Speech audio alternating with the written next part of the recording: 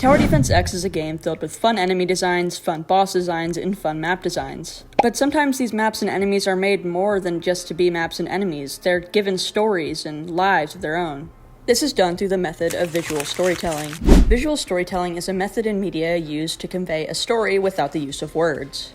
It can pretty much be used anywhere, on character designs, on locations, pretty much everything in between that too. Take for example the above ground area of the catacombs of Paris in Guts and Black Powder. From this, we can tell that Jean and his forces had barricaded the bridge to keep the infected out while they escorted the survivors to safe zones.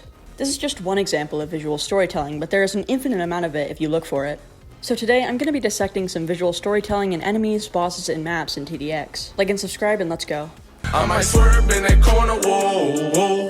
Let's go ahead and start with some enemies, particularly the resurrected enemies. On looking at their design, you can piece together a story of what happened to them. Bottom Path Resurrected Juggernaut was experimented on, turning him into an infected. Top Path Resurrected Juggernaut was brutally attacked and infected by a zombie, or whatever else, maybe an abomination. Now, although Top Path doesn't have much significance to it, the Bottom Path does. With Bottom Path Juggernaut being tested on, we can assume that other towers are probably being tested on by Dr. Xenon in labs. It seems like whatever they're testing is attempting to mutate or increase their strength. Overall, when you look for it, there is just so much storytelling behind one design. Let's go to the Resurrected Laser Gunners. We can see that on the top path of Resurrected Laser Gunner, it seems like a chunk was entirely bitten out of his torso. Along with this, his eyepiece is broken, showing that he was likely injured on the battlefield. Along with this, whatever it was strong enough that it could rip a chunk of flesh out of him.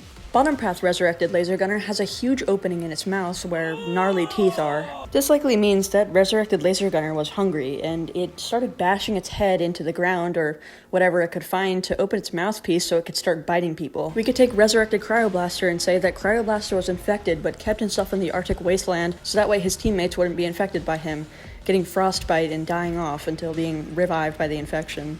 Some bosses also have a little bit of visual storytelling as well, although I won't go over many of those because those probably deserve an entire video on their own. I will say a small detail about the Eradicator Mark I.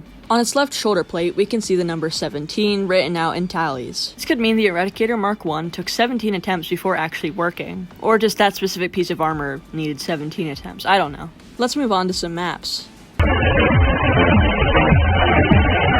Maps like Apocalypse and R&D have a lot of storytelling when you look around them. You can tell that in Apocalypse, the town was raided by the infected. We can see a survivor went to the top of an abandoned building and made himself a small little camp, with a fire and an SOS sign, hoping that one day military forces would be able to save him. As of now, we don't really know if he did. It's possible he was infected, but it's also possible he was saved and brought back to a base. R&D is another one of those maps with a huge story behind it. Upon joining the map, we can see that this is a factory for Eradicator Juggernauts by Forge Industries. We can see miniguns being tested on walls and armor hanging from the ceiling.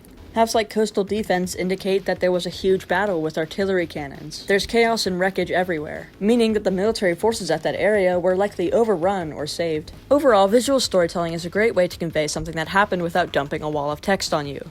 Like and subscribe. I'm almost there to 2.5 thousand subscribers, and then I'll be able to join the content creator program, which would be pretty epic. Bye.